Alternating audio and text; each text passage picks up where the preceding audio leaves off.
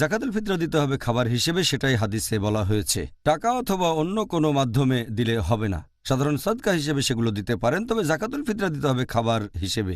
আমরা কোন জিনিসটা দেব?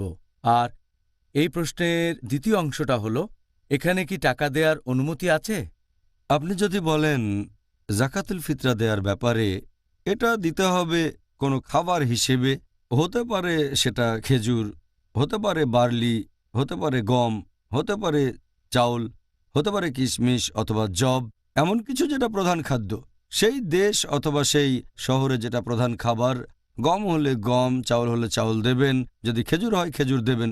এ ব্যাপারে সবাই একমত যে এটা দিতে হবে খাবার হিসেবে। ভালো হয় যদি দিতে পারেন শস্যকণা হিসেবে, যেমন গম, চাউল ইত্যাদি। আমাদের প্রিয় নবী মুহাম্মদ সাল্লাল্লাহু আলাইহি ওয়াসাল্লাম বলেছেন, এটা উল্লেখ আছে সহিহ বুখারীতে, খণ্ড নম্বর 2, বুক অফ জাকাত, হাদিস নাম্বার 1503। ইবনে উমর রাদিয়াল্লাহু আনহু তিনি বলেছেন, আল্লাহর রাসূল আমাদের নির্দেশ দিয়েছেন 1 সা খেজুর দেওয়ার জন্য অথবা 1 সা বার্লি দেওয়ার জন্য জাকাতুল ফিতরা হিসেবে। সব মুসলিমই দেবে, দাস বা স্বাধীন, পুরুষ বা মহিলা, তরুণ বা বৃদ্ধ।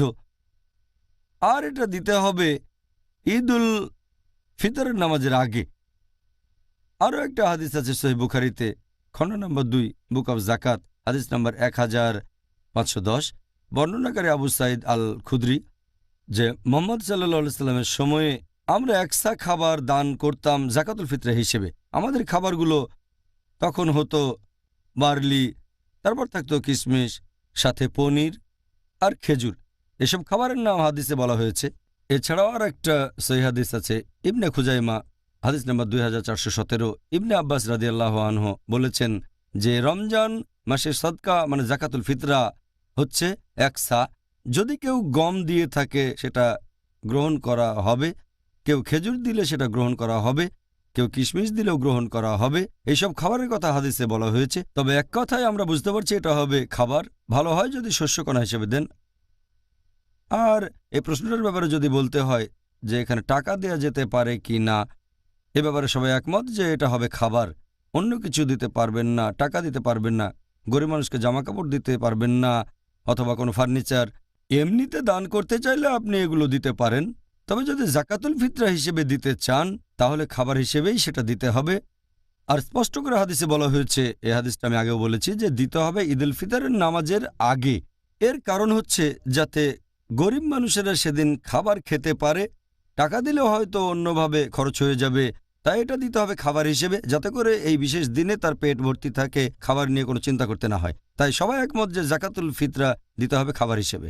আপনি টাকা হিসেবে ফিতরা দিতে পারেন দায়িত্ববান কারো কাছে বা কোনো দাতব্য প্রতিষ্ঠানে, যারা বলে এই টাকা দিয়ে আমরা খাবার কিনব আর গরিব আর অভাবগ্রস্তদের দেব। তবে যখন গরিব মানুষ পাবে তখন সে পাবে খাবার হিসেবে। আমি জানি কিছু লোক বলেন জাকাতুল ফিতরা হিসেবে গরিব মানুষকে টাকা দেয়া যায়, তবে এরকম কথা কোনো হাদিসেই বলা হয়নি। একটা মতামত দিচ্ছেন কোনো হাদিসের ভিত্তি ছাড়া, কোনো সুন্নার ভিত্তি ছাড়া, এটার অনুমতি নেই।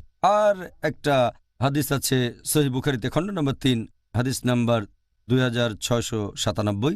হযরত আয়েশা রাদিয়াল্লাহু আনহা তিনি বলেছেন যে যদি কেউ নতুন কিছু আবিষ্কার করে দ্বীনের ভেতরে, ধর্মের ভেতরে, সেটা বাতিল করতে হবে। আরও একটা হাদিস আছে সহিহ মুসলিমে, খণ্ড নম্বর 3, হাদিস নাম্বার 4267।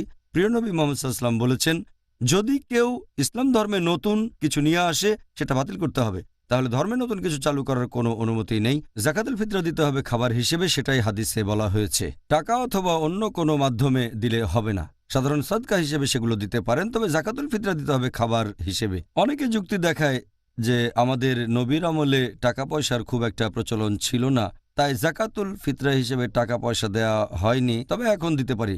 এরা একটা জিনিস বুঝতে পারে না যে আমাদের নবীর আমলে আর সাহাবীগণের আমলে মুদ্রা ছিল দিরহাম, তারপর দিনার ছিল, টাকা ছিল। তখন হয়তো কাগজের নোট ছিল না, কিন্তু টাকা তো ছিল। মানুষ তখনও মুদ্রা বিনিময় করত দিরহাম আর দিনার দিয়ে। তাই এই যুক্তিটা পুরোপুরি ভুল। সঠিক নিয়ম হচ্ছে এটা দিতে হবে শুধু খাবার হিসেবে, অন্য কিছু না।